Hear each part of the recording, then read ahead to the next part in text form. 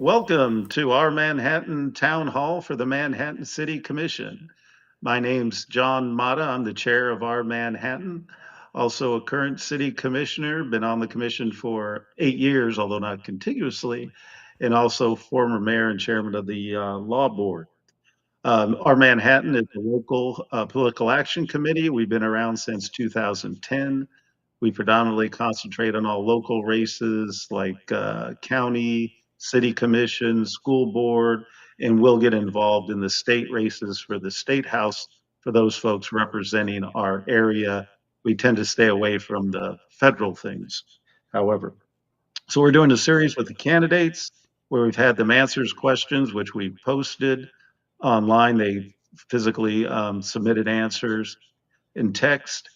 And now we're doing some interviews. We've already interviewed Larry Fox and Scott Seel, and we have Andrew Von Lintel coming up on Sunday at 12:30. All the candidates have been asked to participate. These are the ones who've chosen. Peter Opelt did answer the questions, but then declined the interview. We very much want to encourage you to ask questions online in the comments if we see those, and we'll try to address them and we'll give those priority as well. With me, we have Ed McNamara, who's our Manhattan producer, who will kind of make sure things work okay. This isn't Ed's fault, but you may notice there's a little echo coming through. We've been trying to get that fixed, but we've had some technical difficulties. But we decided to go ahead anyway, even though we couldn't get them corrected. Hopefully, it doesn't bother you too much. And now the star of the show is Jim Morrison. He's running for city commission. And I'm going to turn it over to Jim to introduce himself and tell us why he's running for Manhattan City Commission. Thank you. I appreciate you taking the time and the energy to produce this. My name is Jim Morrison. I'm a longtime resident of Manhattan. Attended the Manhattan schools through high school, Kansas State, and Washburn Law School. Was married for 53 years. My wife, Lois, died 4 years ago. Have 3 kids, all K-Staters, 4 grandkids, 2 of which are K-Staters, fourth generation, and 2 were wayward grandchildren that went to Georgia and Clemson. Um, I've been involved with community for those 50 years of practice, involved in creating and organizing Meadowlark Hills, the Public School Foundation, which is separate from the school board, and of course the Greater Manhattan Community Foundation.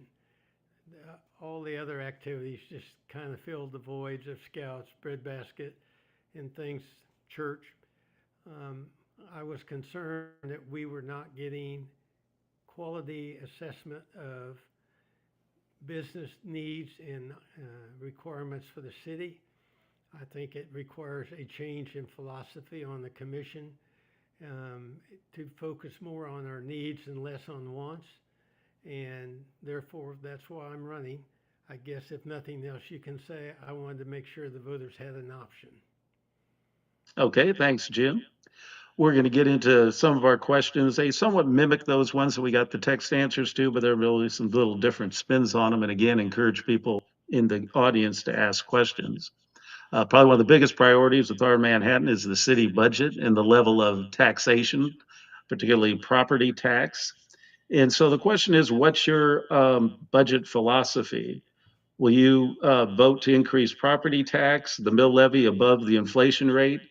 And do you support the idea of a revenue neutral tax rate? Well, absent something significant, I don't think you can ever exceed the revenue neutral as a concept.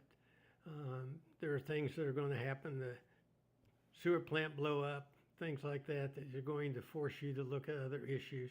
But generally, we ought to be able to live within what's happening within our community. Inflation rate, even then, I think within the government, we need to continually look at where are we spending chunks of money. And I know that we haven't spent enough, in my opinion, on streets and maintenance of other facilities.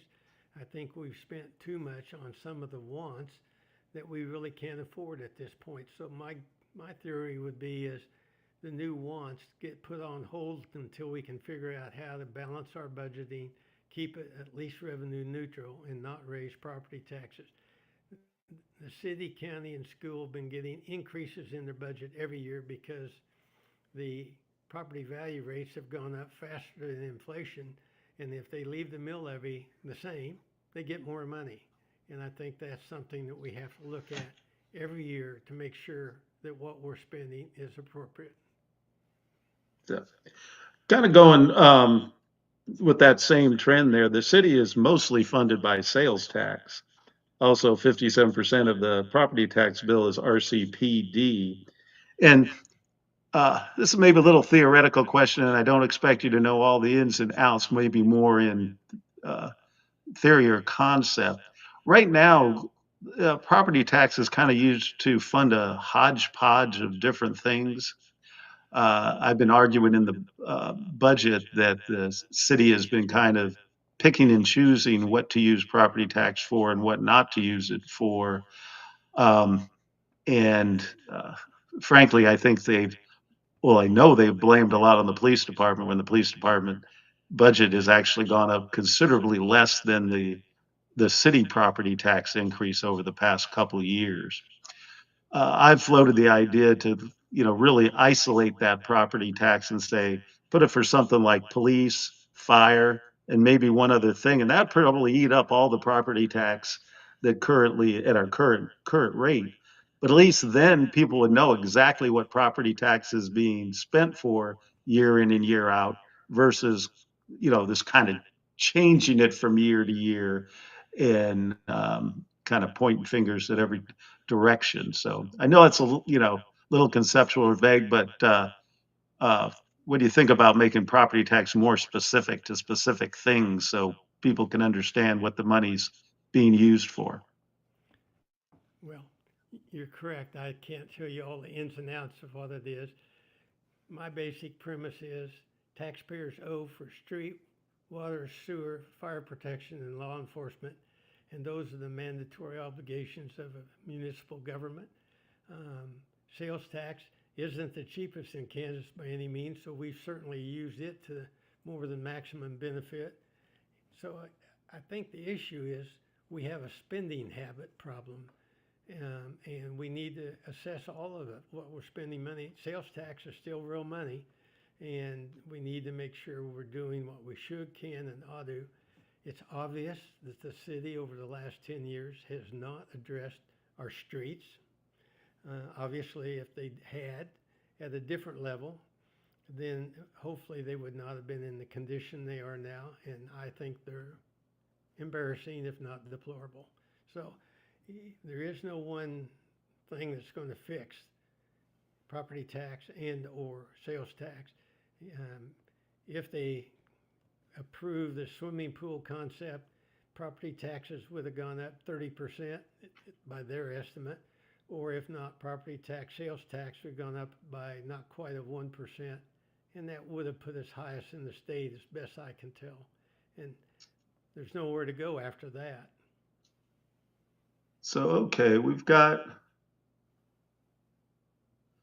Ed, why don't you put up that question we've got over there?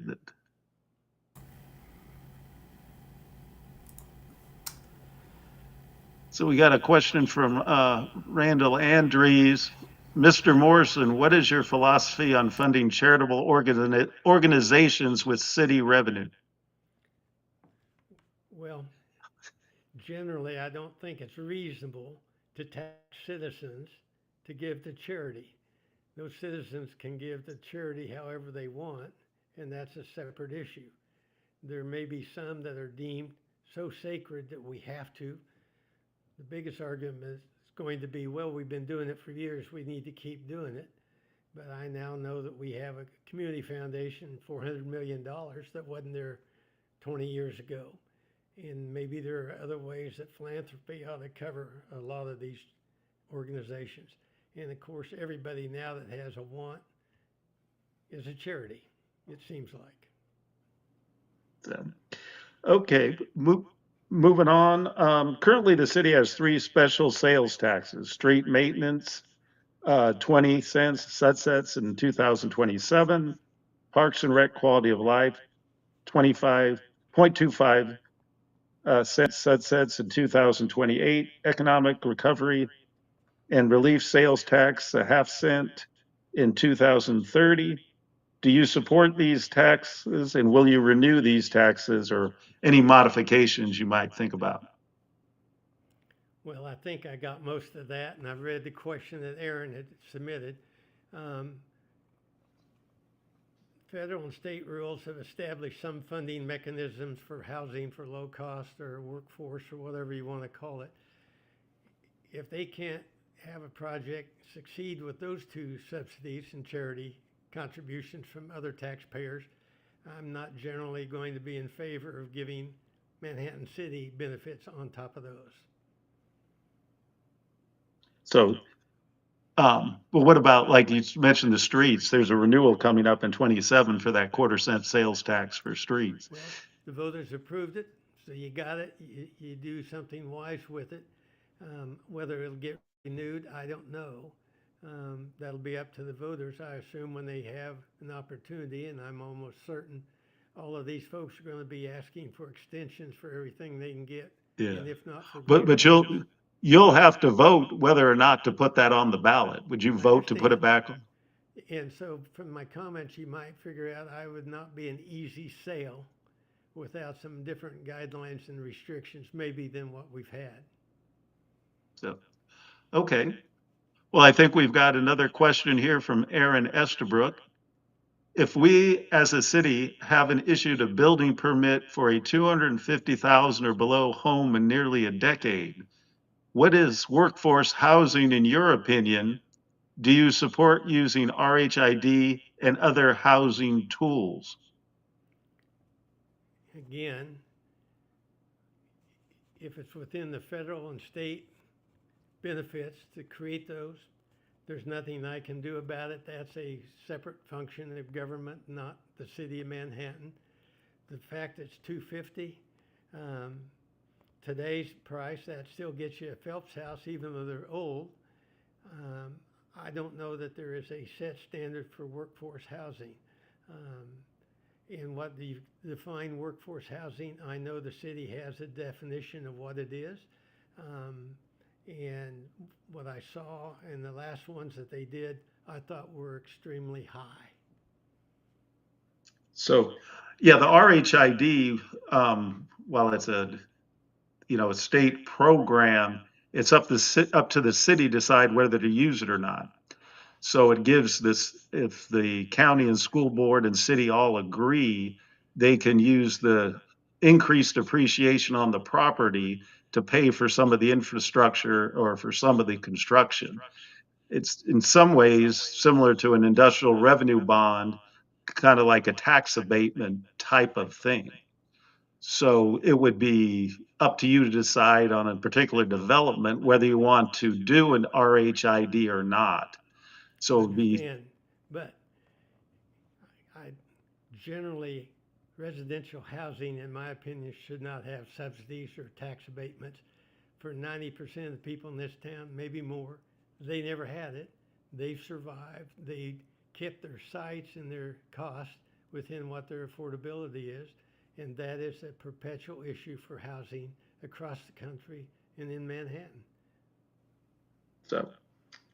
So I'll just follow up because this was actually one of the questions that I kind of had on my list. So I would say from your comments that in general, you're not for any of those type of. John, I'm having a hard time hearing you on this one, John.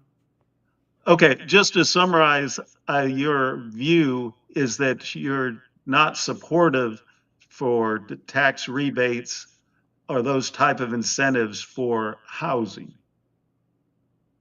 Correct. Not Okay, as a rule. okay. There may be Be an exceptions, you're exception. saying. Yeah. Okay. And even some of the commercial ones, I would not be overly excited about. The Commerce Bank building comes to my mind real quick. Why they received, the estimate was $2 million worth of break between them and the developer. I believe Commerce Bank could have afforded whatever it was, and the developer should have figured that out when they did the proposal to buy the building, not the taxpayers. So, okay. One of the areas that comes up from time to time on the commission has to do with the library, because the library has a 6 mil cap on it, but up to that point, it's up to the library board independently of the city to decide how much money they want to spend. Now, that was created by a charter ordinance, which takes 4 votes to overturn. But basically, it means the library is not under the purview of the city manager.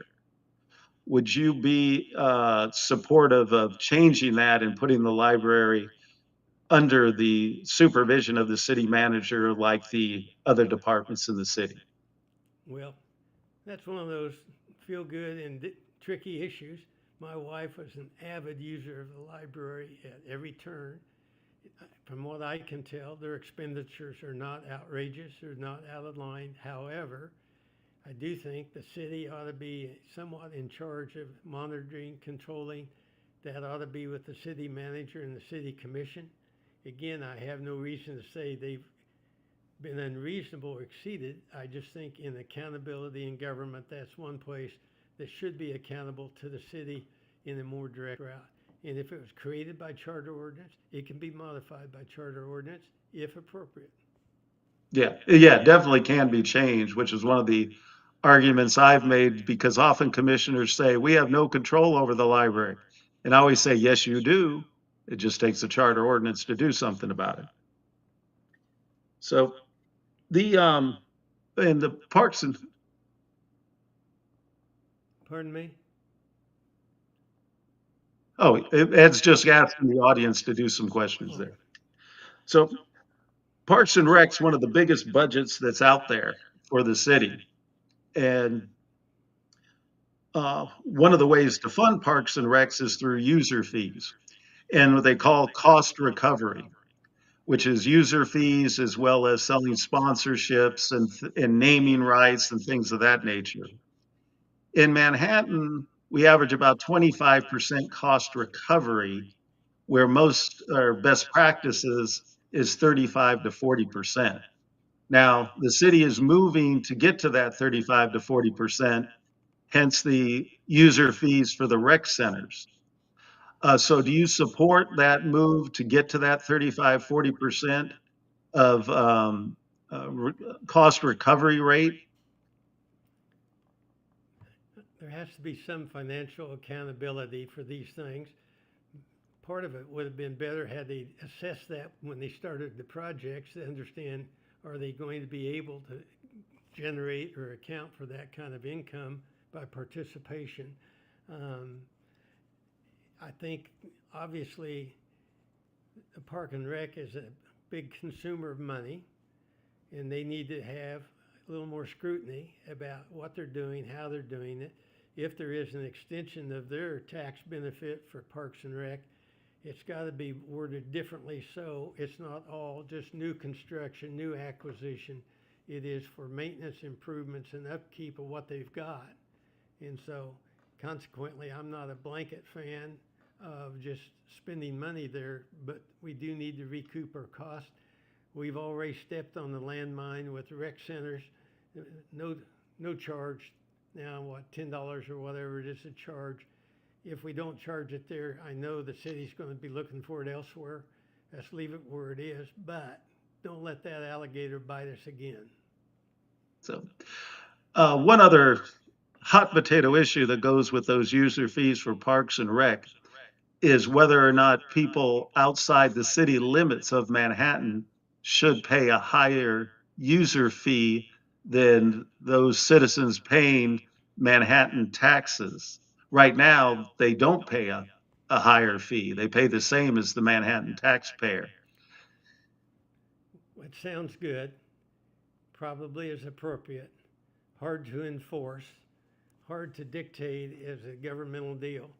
And by the way, we are fleecing them at 10% sales tax like our own citizens for things that they do get in time.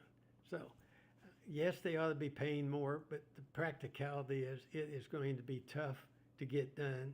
And also, the consequences are they may not use the facilities, and so we haven't helped ourselves. That's true. They may not use them. And also, the sales tax that they spend has often been brought up by others is a reason not to charge them. Actually, from my understanding, it wouldn't be too hard to be able to differentiate that because most people have their address in when they sign up to pay the fees. So it'd be fairly easy, for example, the rec centers to be able to figure out those people that are outside of that tax tax rate. It'd be interesting to see what that would look like. So, like I said, that's a real hot potato that gets debated all the time out there. But now that we're on Parks and Rec, I'll just say two words: indoor aquatics. What's your response? Not within the foreseeable future. We, one, can't afford it. Two is, if we're proposing to close the Northview pool, that doesn't make sense. That's where kids are. They utilize it. They don't have transportation issues. I don't think we need an indoor lazy river. Don't know that we need an indoor climbing. Um, Swimming pools are one of the biggest expenses for any organization, whether it's the Y, the cities, the schools. And that's why K-State, I would guess, probably gave up the natatorium. They just eat up a lot of money and utilization isn't warranted. Um, if there's 500 people or 1,000 in Manhattan in one indoor pool, they're asking 53,000 to pay for it. And I think that is not going to be able to be that 30 or 40% revenue generating source. And the consequences will be, it'll be just another burden on the city. So, now moving some to economic development, the pretty much the way that the city uh, goes about that is through the Chamber of Commerce with contracts for a number of different things, including military relations, convention and visitors bureau, and then this pure economic development contract for them to work with companies to bring them to Manhattan. If you add it all up, you get over like a couple of $1 million a year. The biggest portion going to convention and visitors bureau to the chamber. Uh, would you stick with that strategy? Any other ideas? Keep that funding the same? Uh, Look at something else?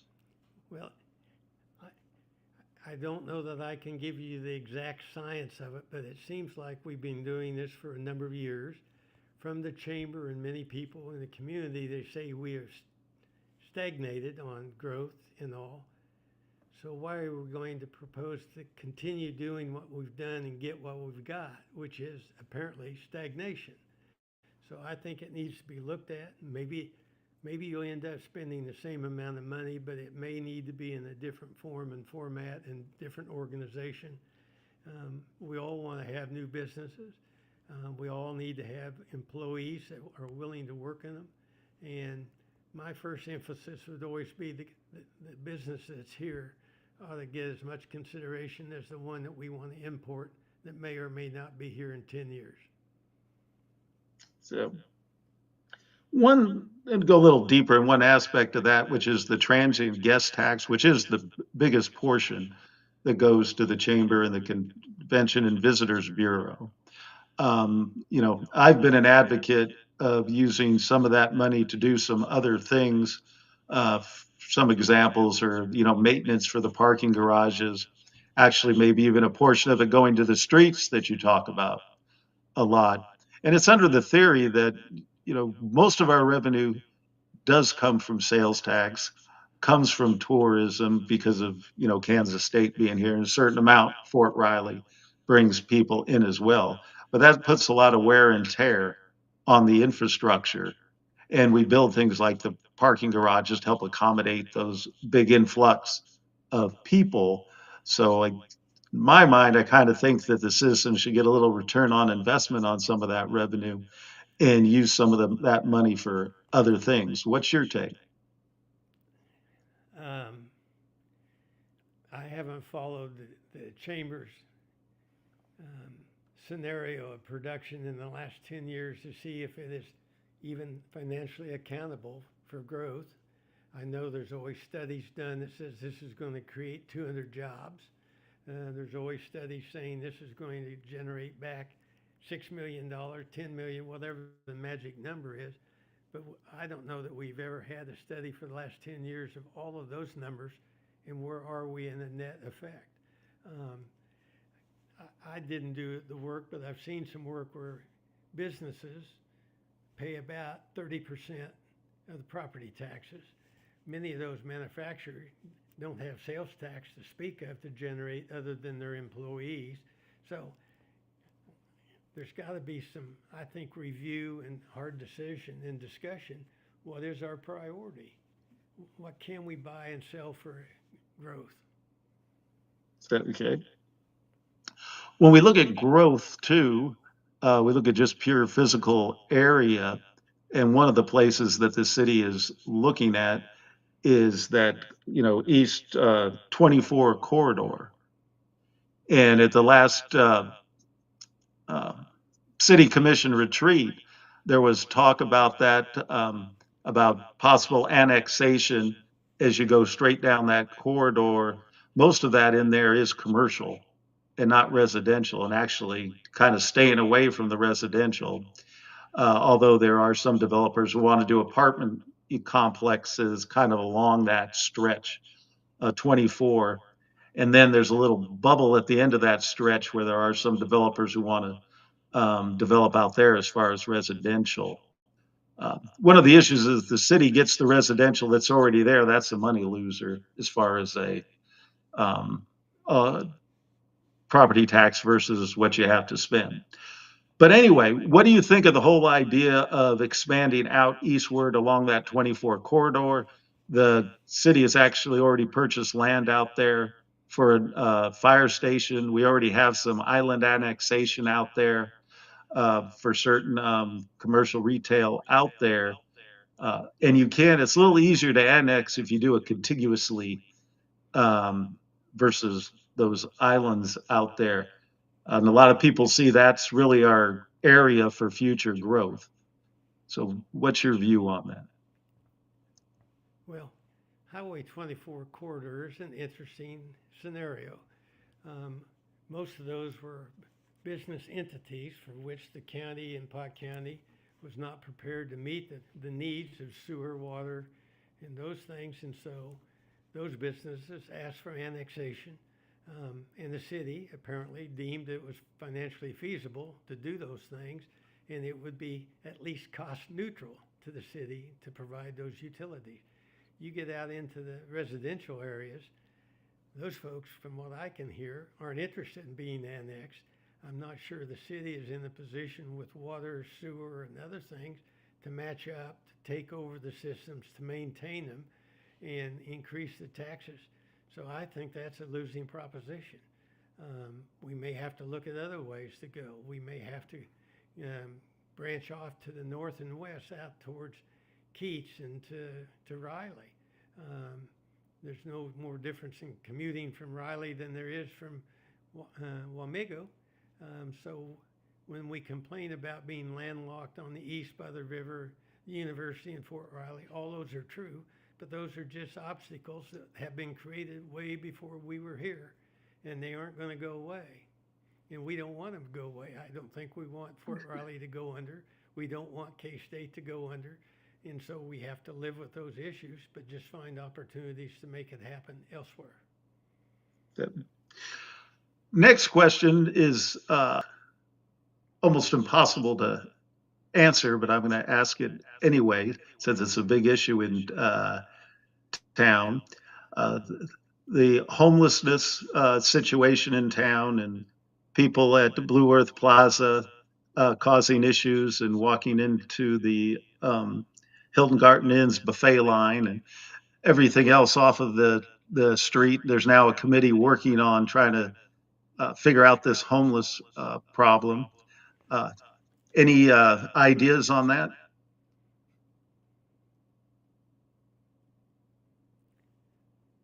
So your question was basically, how do we address the homeless?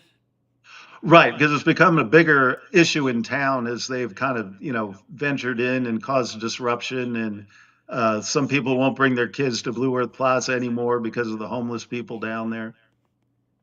Well, if we could solve the homeless problem, is my opinion, we would have no taxes because we could sell it to every other community in the world how to take care of homeless, the unhoused, and go from there. There is no one cookie cutter that's going to solve that problem.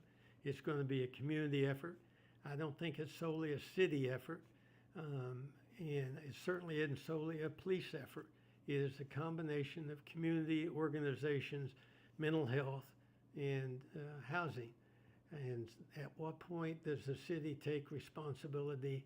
I would always say we use caution in jumping in being the solver of all those issues. The city, that is. So, okay. Looks like we have something out there. It's kind of long. Yeah, I'm gonna click to put this on the screen. I don't know if it's gonna cover the whole screen. Well, let's go. There we go. Okay, I'll try to read this out here. Speaking of developers, garages, and taxes, Aggieville is a mess. Business have suffered greatly, and it's not uncommon to hear folks around town claim they don't go anywhere near it since the construction began and parking was removed. Lately, there have been concerns about the unhoused in the area. There's that again, as well. Sorry for wrapping a lot into one question, but what is the best course forward here? Is it time to revisit the Aggieville vision? Well, I think the first thing we have to do is figure out where we're at. What have we created? Is there a problem and a mess that needs to be addressed? Or do we let it sink and swim and go from there and deal with it when it comes back to get us? I think it's a mess. I'm concerned about the merchants in the area.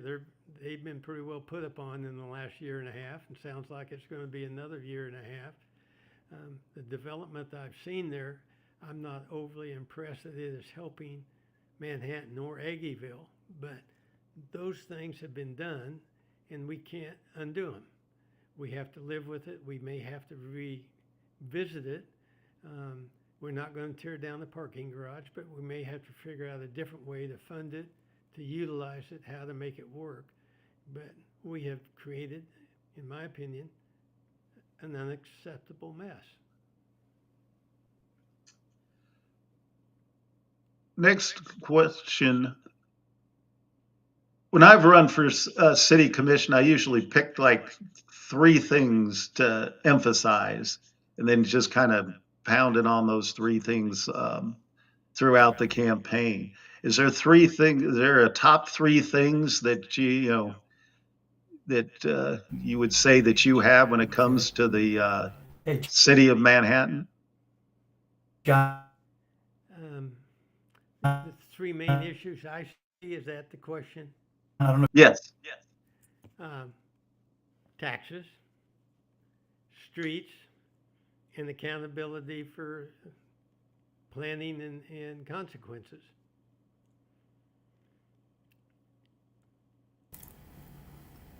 Okay. Looks like we went offline there. I think that was Amazon's fault. John, you want to start with Oh, your question again? You broke up. Go all the way back to your question. okay. We went off. AWS Yeah. got us. Okay. I got to ask that question again, Jim. We've had a technical glitch there. So it was really what's your three top priorities for Manhattan? So just you can say them again because we slipped off the air. Well, three priorities probably. I mentioned taxes and the streets and accountability, but truthfully, a proper assessment of where we are, what we're doing for that accountability. And when we do that, I think we'll start addressing the issues of taxes and streets. It's obvious to me that the streets were underestimated by the city staff and maybe even the commission in the last 15 years of what priorities were. I think from what I can tell, we have a world-class sewer treatment plant, water treatment. So those are in good shape, and that was because they were taken care of and paid attention to. The others have not been, and I think accountability for expenditures is the first thing that will address all three of those. So, okay. Well, really kind of wrapping up here. So I'll probably just turn it back to you, Jim, to give some concluding remarks and why people should vote for Jim Morrison for Manhattan City Commission. Well, if the question is why should they vote for me, I've been around quite a while. I've had exposure with and to a lot of folks, both as a prosecutor in the early days, community development person, as a lawyer. Um, I think it is time, and the purpose is to change the focus of the commission from spend and tax, or tax and spend. That's kind of the chicken and egg argument. Um, my dad was a poultry scientist, and he said, of course, the chicken came first because the egg came out the back. It doesn't make any difference. It's still spending, and taxing is a priority we have to look at. And so I am conscious of that. I understand we are not going to cut our property taxes in half, but there are communities around us that are doing a better job in controlling property taxes. Sales taxes is the easy thing because we get all the visitors from K-State ball games, and so we can fleece them pretty easy to pay our bills. That's going to be a tougher one to handle than the property tax, in my opinion. So, okay, well, thank you for joining us, Jim. Thanks for all those who watched, and this will be up, so those who weren't able to see it will be able to see it later. Thanks, Ed, for producing for us today. And remember, on Sunday at 12:30, we have Andrew Von Lintel, which will conclude our interview series, unless one of the other candidates would like to throw their hat over to be interviewed.